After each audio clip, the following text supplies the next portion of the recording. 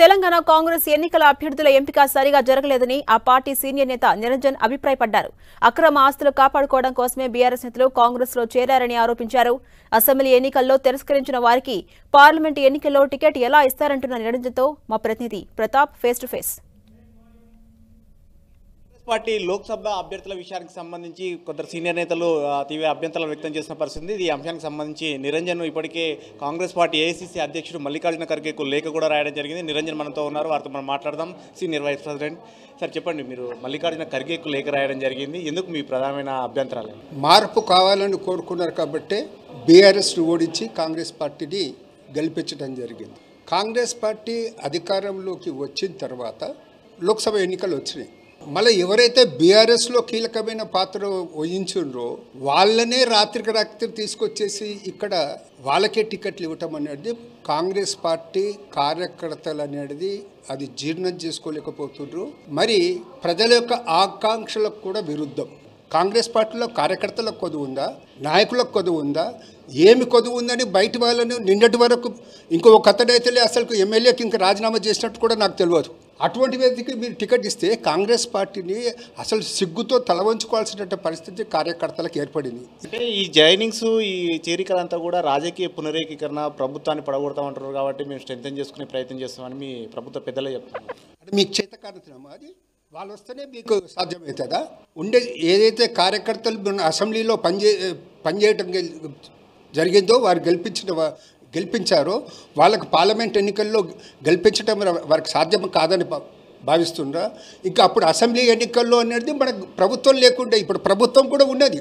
Power is in our hands.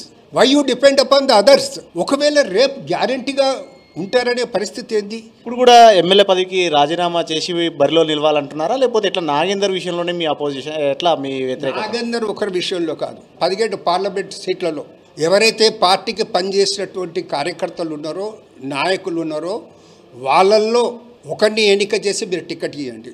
మీరు మంత్రులు, ముఖ్యమంత్రిలో ఏం లాభం? డబ్బులు తీసుకొస్తూనే బయట నుంచి తీసుకొచ్చేసి వాళ్ళని నిలబెట్టేసి ఈరోజు మీరు కార్యకర్తలు భరోసా ఇస్తున్నారు. మరి స్క్రీనింగ్ కమిటీ కానీ ఏఐసీసీ సెంట్రల్ ఎలక్షన్ కమిటీ అనేది చాలా కీలకం. సెంట్రల్ ఎలక్షన్ కమిటీ ఆమోదం లేకుండా వీళ్ళ పేర్లు వస్తున్నాయా? Some misguiding is there. ఎవరు చేస్తున్నారు మిస్గైడ్? ఇక్కడ ఉన్న నాయకులే మిస్గైడ్ చేస్తున్నారు.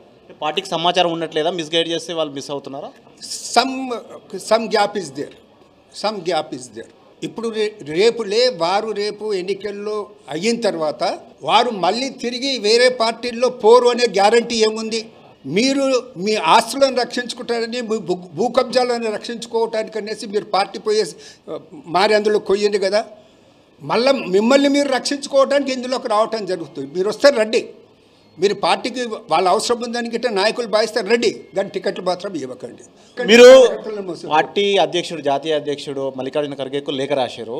ఆ లేఖ విషయంలో ఏమైనా నిర్ణయం తీసుకోకపోతే ఎట్లా? అంటే ఇప్పుడు చాలా అంటే నామినేషన్లకు టైం ఉంది కాబట్టి నిర్ణయం తీసుకుంటారని మీరు భావిస్తున్నారా? ఒకవేళ నిర్ణయం తీసుకోకపోతే మీ ఆలోచన నెక్స్ట్ ఫర్దర్ స్టెప్ ఏంటి? పార్టీ అధినాయకత్వం దృష్టికి కార్యకర్తల మనోభావాలను తెలపాల్సిన బాధ్యత పార్టీలో 50 సంవత్సరాలుగా ఉన్న ఒక కార్యకర్తగా, నాయకుడిగా అది నా బాధ్యత. దాన్ని మాత్రం తప్పకుండా అధిష్టానం దృష్టికి తీసుకురావాల్సిందే. ఇప్పుడు రాష్ట్ర వ్యాప్తం కూడా కాంగ్రెస్ కార్యకర్తలు బాధపడుతున్నారు. నిన్న 5 అనేది డిక్లేర్ చేస్తే 5లో 3 డిఫెక్టర్స్ ఉంటే ఏ ముఖం పెట్టుకొని కాంగ్రెస్ కార్యకర్త కాంగ్రెస్కి టికెట్ ఇవ్వమని పోవాలి? ఆ మాత్రం ఆలోచన ఈ నాయకులకు లేకుంటే ఎట్లా?